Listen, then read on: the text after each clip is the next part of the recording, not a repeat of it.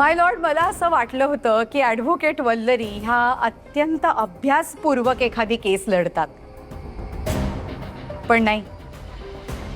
अजय शिंदे या माणसाला 7 वर्षापूर्वी एका खुनाच्या खटल्यामध्ये BNS सेक्शन 217 आणि IPC सेक्शन 420 अंडर कोर्टाला खोटे पुरावे सादर करणं आणि मिसलीड करणं यासाठी 1 वर्षाची सक्त मजुरीची शिक्षा ठोठावण्यात आली होती. त्याचे पुरावे कोर्टासमोर सादर करायला मला नक्कीच आवडते.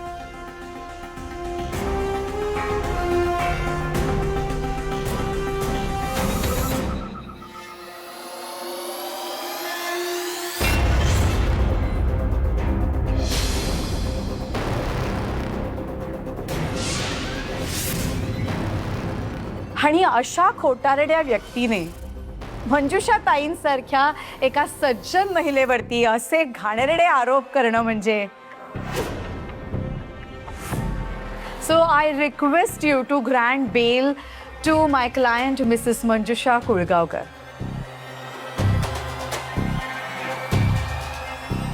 तुम्ही जाऊ शकता.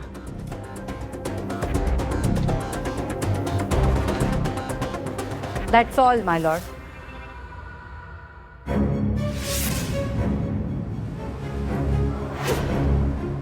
हे कोर्ट पुरेशा पुराव्यांअभावी आरोपी मंजुषा कुळगावकर यांना जामिनावर सोडत आहे.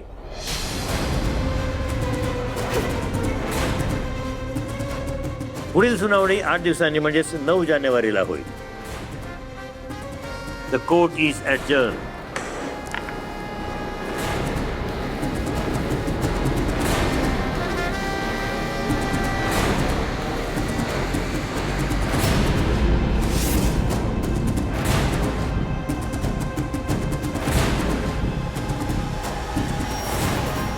धन्यवाद. You are welcome.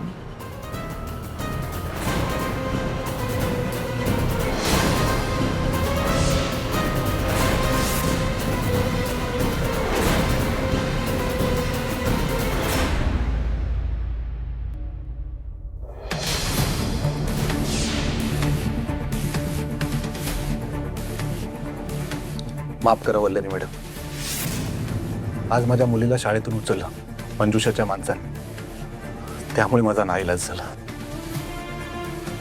वल्लरी, जी बाई आपण कोर्टात पोहोचू नये म्हणून आपल्या गाडीत बॉम्ब ठेवू शकते, तिच्यासाठी एखाद्या मुलीला किडनॅप करणं फार मोठी गोष्ट नाहीये. ही केस खूप कठीण आहे वल्लरी.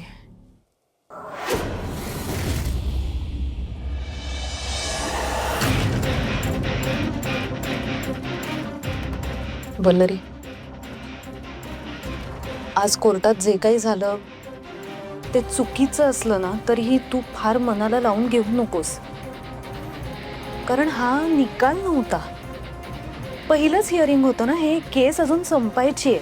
आणि तुम्ही सगळ्यांनी मला जे काही सांगितलंय त्यावरून तरी मला असं वाटतंय की त्या ॲडव्होकेट नागरदास ज्या कोणी आहेत त्यांना मंजुषानी सगळ्या खोट्या गोष्टी सांगितल्यात. खरं काय ते त्यांना माहीतच नसणार आहे. आपण ती जाणीव त्यांना करून द्यायची का? तू फोन करून त्यांना खरं काय ते सांगशील का? कारण शेवटी त्या स्त्री आहेत. या सगळ्याची डेप्थ त्यांना समजल्यानंतर त्या आपणहून बॅकआउट होतील वकील म्हणून. प्रेरणाताई, तुम्ही जे बोलताय ते आयडियोलॉजी म्हणून चांगलं वाटतंय, पण रियालिटी सांगायची झाली तर ह्या नागरदास मॅडमना सगळं सत्य माहीत जरी असेल ना तरी त्या फक्त हळहळ व्यक्त करतील. केस नाही सोडणार त्या. या बाईला केस जिंकण्याची हाव तर आहे आणि सवय सुद्धा. नाही, मला पण तशी माजोरडी वाटली ती. म्हणजे केस जिंकण्यासाठी ती कुठल्याही थराला जाऊ शकते अशी. प्रेरणाताई, आज आप कोर्ट में नहीं थी. अगर आप कोर्ट में होती तो आपको पता चलता कि वो औरत क्या चीज है. ती वल्लरी ताईला क्रॉस एक्झामिन करत होती. ही केस वाटते तितकी सोपी नाहीये. वल्लरीच्या इतर केसेसशी कम्पेअर केलं तर ही केस सगळ्यात जास्त अवघड आणि गुंतागुंतीची आहे. वल्लू, हे बघ, हा मार्ग जरी बंद झाला असला तरी दुसरा एखादा मार्ग नक्कीच सापडेल. आपण सगळे मिळून शोधूया ना तो.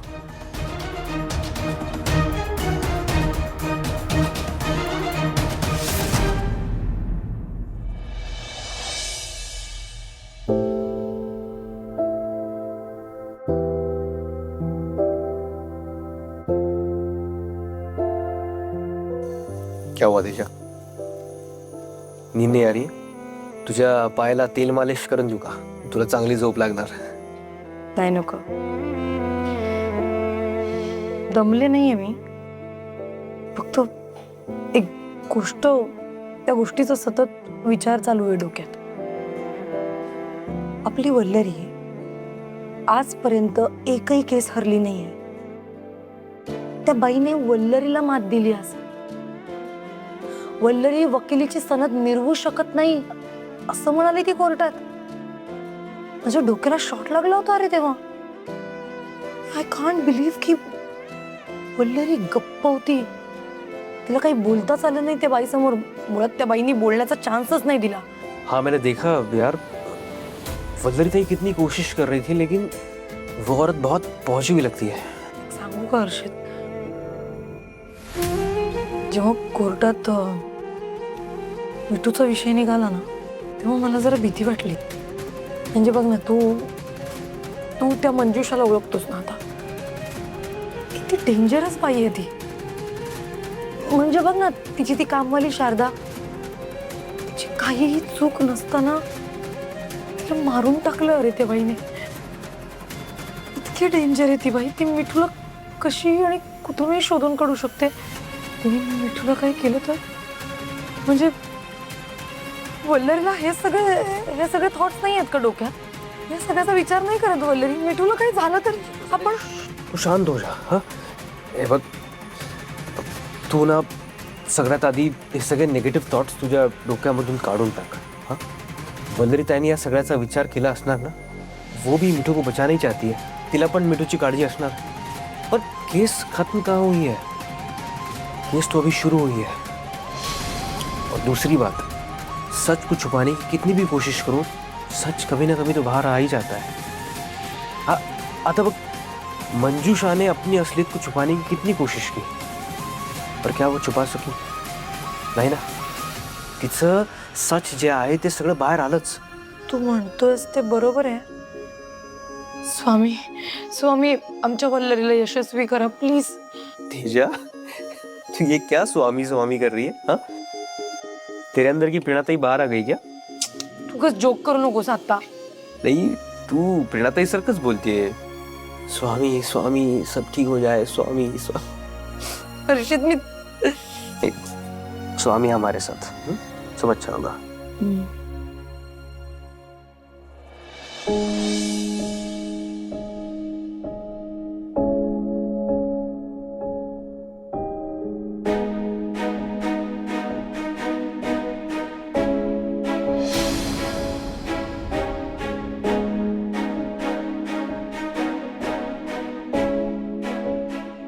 झोप येत नाही का ग वल्लू?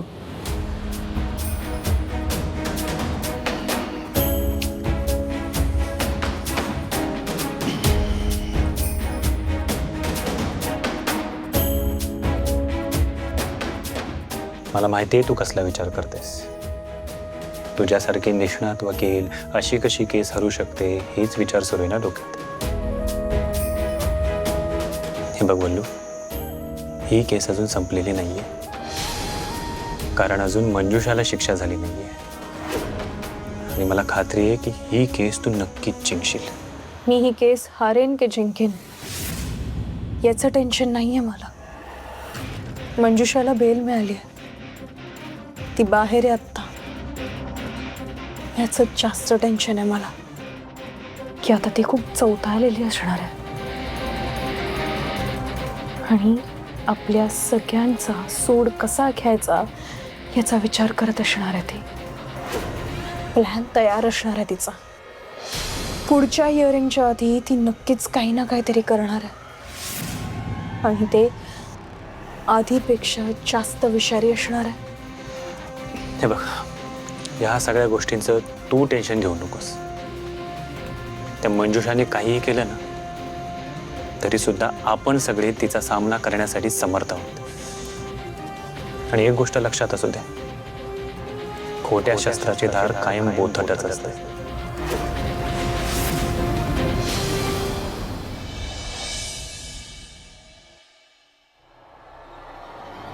हीच ना ती इंदू भांबरे ना, वल्लरीची सासूबाई.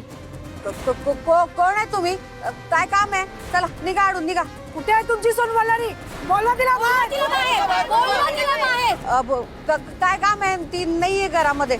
चला निघा, आडून निघा, बरं निघा. काय काम आहे? काय काम आहे ना, दाखवतेस तुला. आमच्या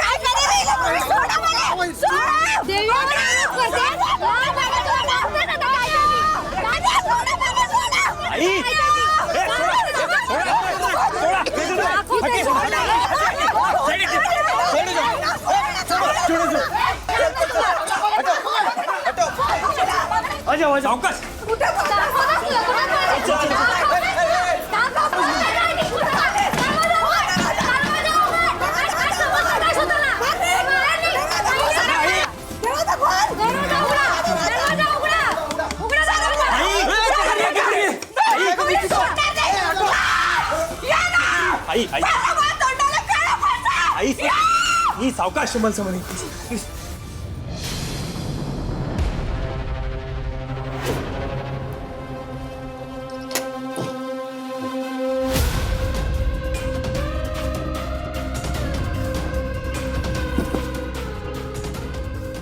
सासूबाई, सासूबाई स्वतःही राहिली तू.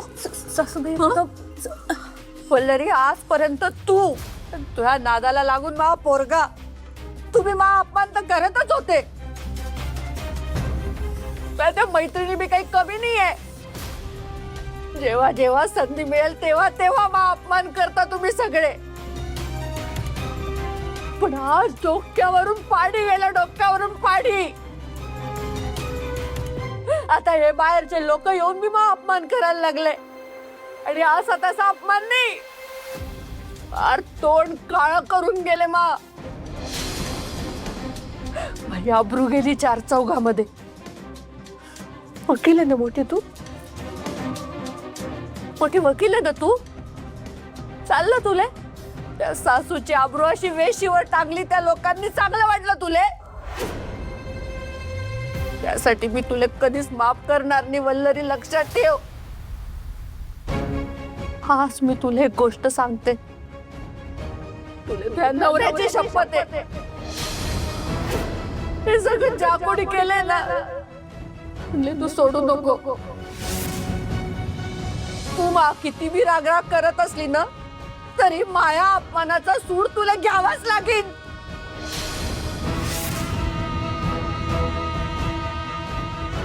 घे घे, काय शोधायचंय ना ते शोध या पुस्तकामध्ये. पण त्या बाईला अशी शिक्षा दे ना की तिच्या 7 पिढ्या लक्षात ठेवतील.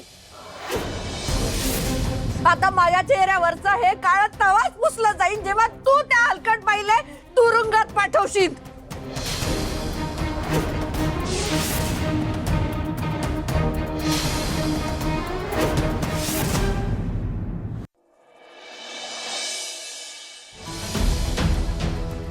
वल्लरी, मी तुला काय सांगितलं ते लक्षात आहे ना? काही झालं तरी त्या मंजुषाला जन्माची अद्दल घडवायची आहे तुले. हो सासूबाई. चला निघूया. एक मिनिट वल्लरी, मागच्या वेळेस जेव्हा तुझं मिठूशी बोलणं झालं होतं तेव्हा तू तिला सांगितलं होतंस की कुठल्याही प्रकारे फोनवर आमच्याशी कोणाशीच कॉन्टॅक्टमध्ये राहायचं नाही. कोर्टात जेव्हा केव्हा हिअरिंग असेल तेव्हा डायरेक्टली कोर्टमध्ये यायचं. पण हे खरंच सेफ आहे का?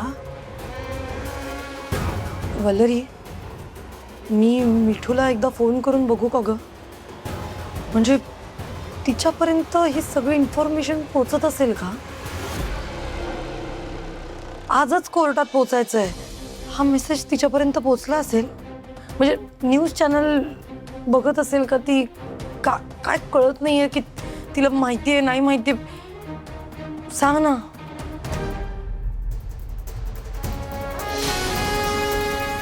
वल्लरी अगं बोल ना काहीतरी.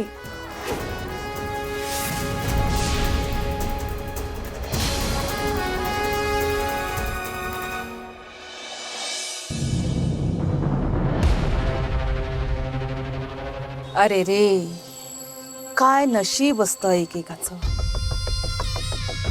नुकतंच लग्न झालंय, महिना झाला असेल ना लग्नाला, पण बिचाऱ्यांच्या नशिबात संसार सुख नाहीये.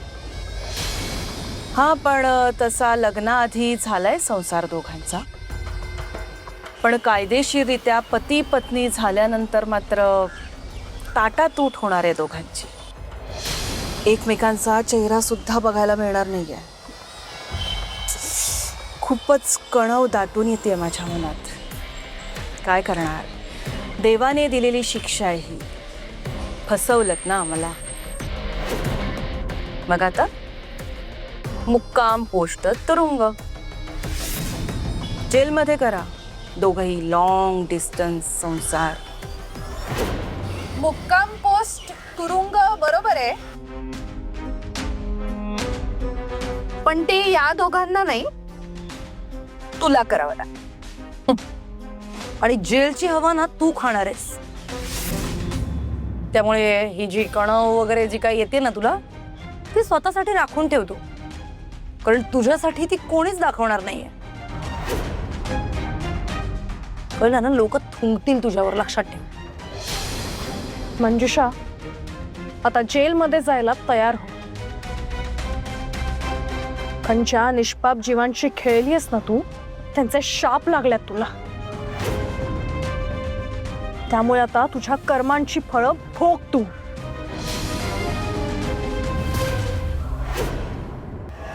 मंजुषा, आम्हाला तुम्हाला काही प्रश्न विचारायचे. मंजुषा ताई, या क्षणी तुम्हाला काय वाटतंय? ही केस जिंकण्याची खात्री वाटते की भीती वाटते केस हारण्याची? अर्थातच मीच जिंकणार आहे. कर नाही त्याला डर कशाला. पण मंजुषा ताई, तुमच्यावर अनेक गंभीर आरोप करण्यात आले. ह्युमन ट्रॅफिकिंग, खून, धमकी देणे, त्याबद्दल तुमचं काय म्हणणं आहे? मी माझं संपूर्ण आयुष्य हे गोरगरिबांना, अडल्या नडलेल्यांना समर्पित केलेलं आहे. मी इतकं कार्य केलंय ते असंच का? माझ्यावर ज्यांनी कोणी बिनबुडाचे हे सगळे आरोप केले आहेत, देव त्यांना माफ करो, हीच इच्छा आहे. पण मंजुषा ताई, हे सगळे आरोप कोर्टात सिद्ध झाले तर काय कराल तुम्ही? तुम्ही नवीन आहात का पत्रकारितेत? यांना माहित नाही का मी कोण आहे, मी काय कार्य केले आजपर्यंत? कसं सिद्ध होणार आहे सगळं? काही केलंच नाही तर सिद्ध कसं होणार, नाही का? माझी ओळख म्हणजे माझं काम, आणि ज्यांना हे बघवत नाही ते करतात माझ्यावरती चिखलफेक. पण अशा लोकांना उत्तर म्हणजे माझं काम. आता यांनी माझ्यावर कितीही आरोप लावले, मला या प्रकरणात गोवण्याचा प्रयत्न केला, तरी सुद्धा या सगळ्यातून मी निष्कलंक सुटणार आहे याची मला खात्री आहे. हा, आता या मुली माझ्यावरती कोणता सूड उगवतायत मला नाही माहित, पण लवकरच त्यांची तोंड बंद होते. नागरदास मॅडम, तुम्हाला काय वाटतं या केसबद्दल? चोर सोडून संन्याशाला बळी देण्याचा प्रकार आहे हा. स्वतः केलेल्या कामांचं खापर मंजुषा मॅडमवरती फोडतायत ही मिथिला आणि तिच्या मैत्रिणी. तेजस्वी, मिथिला आणि मिथिलाचे वडील हे खरे कल्प्रिट आहेत या केसमध्ये. हो, लहान मुलींचा व्यापार करण्याचा रॅकेट चालवतात हे लोक. लहान मुलींना पळवणं, त्यांच्यावरती अत्याचार करणं, त्यांना डांबून ठेवणं, अशी गुन्ह्यांची यादी देता येईल त्यांच्या. आणि मी हे सिद्ध करेन. यांच्या संपूर्ण टोळीला जोपर्यंत गजाआड करत नाही ना, तोपर्यंत मी स्वस्थ बसणार नाही. आणि फक्त या तिघांनाच नाही, तर त्यांना मदत करणाऱ्या सगळ्यांना कठोर शिक्षा व्हावी अशी मागणी करणारे मी कोर्टात. वल्लरी मॅडम, तुम्हाला काय वाटतं? केसचा निकाल तुमच्या बाजूने लागेल का? तुम्ही नेहमी अन्यायाच्या विरोधात उभ्या राहता, पण यावेळी मात्र तुम्ही गुन्हा केलेल्या तुमच्या मैत्रिणीच्या बचावासाठी पुढे आलात. हे तुमचं वागणं दुटप्पी नाही का? आणि वल्लरी मॅडम, या सगळ्या प्रकरणातून तुम्ही तुमच्या मैत्रिणीचा बचाव कसा करणार आहात? वल्लरी मॅडम, मंजुषा ताईंवर तुम्ही जे आरोप केलेत ते खोटे आहेत हे जर सिद्ध झालं तर तुम्ही तुमची वकिलीची सनद परत करणार का? मला तुम्हाला सांगावंच लागेल मॅडम, उत्तर द्या. मॅडम, या तुमच्या मैत्रिणीला शिक्षा होऊ शकते. या जे काय आरोप केले लागलाच पाहिजे. आत्ता मी फक्त एवढंच सांगेन,